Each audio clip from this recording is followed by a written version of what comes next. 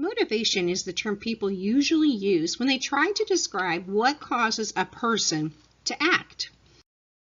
So motivation is used to describe what energizes an individual and what directs their activity. It's a concept that helps us to understand why people do what they do. And it's a term that we use to help us to understand why some individuals do what we think they should do and some don't do what we think they should do. So it's always goal-oriented, and it's always referenced to some kind of task or goal. Like, we're not going to say to a child, I'm going to motivate you, because that just really sounds ridiculous. We're going to refer to a problem and maybe even refer to some kind of reward system. For instance, maybe we would say to our own child, if you get your homework done, I'm going to take you to get an ice cream cone. We're going to think of motivation in terms of specific activities, specific goals, and specific behaviors, because we can't influence anyone until we really consider everything that's beneficial to them. For example, we're not going to look at one child and say, if you complete this, I'm going to give you 10 minutes to complete or to work on or play with Legos. If they don't like Legos, we want to be able to consider what they really enjoy. So people are also never unmotivated. Motivation is either positive or negative. It goes towards something or away from something. There is no sitting on the fence. So we don't say he's just unmotivated. What we really mean is that they're not motivated to do what they want them to do. He is motivated. He's just motivated to do whatever he wants to do. So motivation, then, it's what we are going to use to describe what causes a person to act. So motives, then, are our reasons for what we do. Sometimes we are conscious of our motives, and at other times we're not conscious of them. And our motives have three functions. First, they energize us, and they get us started. They're kind of like that ignition, right? The initial bump. The ignition in the car, right, is that first little bump of energy. Then second, they're going to direct us. They'll give us a specific direction to go. And lastly, they're going to help us to select the behaviors that are most appropriate so that we can achieve those goals. So no one really motivates anyone else. We can influence the behaviors of others, but we can't cause them to do something. We can't make someone do something. Instead, we have to make them do something for themselves. So motivation really is a psychological state of mind, and it's a consequence of people activating their own motives. There are many theories out there regarding motivation and what causes people to do what they do.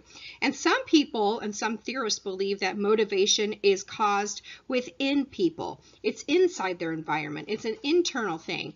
Other theorists believe that they are convinced that a person's behavior is influenced by their social life, the people around them, activity, symbolism, tangible rewards of punishments or rewards, and that they're given to them through their physical environment. And there's also another group of theorists who believe that a person's behavior is generally most influenced by other people, just people, the people that they love, they fear, they admire, their heroes and their heroines. And then there are theorists that believe that people just have needs within them, and that once these needs are satisfied, then they're going to be able to be motivated. And they believe that a person's behavior is influenced as they satisfied their innate needs or their learned needs. And then lastly, there's another group of theorists who believe that a person's behavior is simply influenced by their perceptions of what is right or what is wrong, their perceptions of themselves, their perceptions of the world, and their perceptions of their relationship to the world. So as we really search to understand motivation, we need to really understand the value of each of these different theories, that each of these theories contribute to how we can be motivated and how we can help motivation, and that they help us to live positive, productive, even moral and healthy lives, and that we can influence others to do likewise, especially the children, as we are training and teaching them. So during this time on motivation, I'm going to help you to discover that your behavior and the behavior of those around you are really influenced to some extent by all these factors. So really, how a person chooses to behave is influenced by their rewards and their punishments, the other people in their environment, their needs, and their perceptions. So let's dive into depth just a little bit longer on some essential terms so we really have a common foundation and ground to work from. So our motivation is going to be a term that we describe what energizes a person directly. It's what's going to give direction to their activity. The motives are why people do things. It's the reasons. It's what influences the action.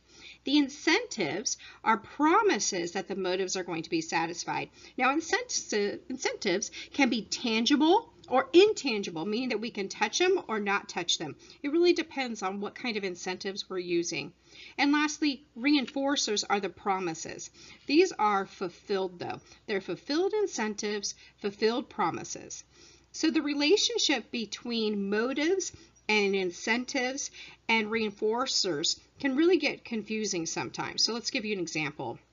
Susie wants her teacher to approve of her, and she is willing to hand in her homework on time because she thinks she will get the approval.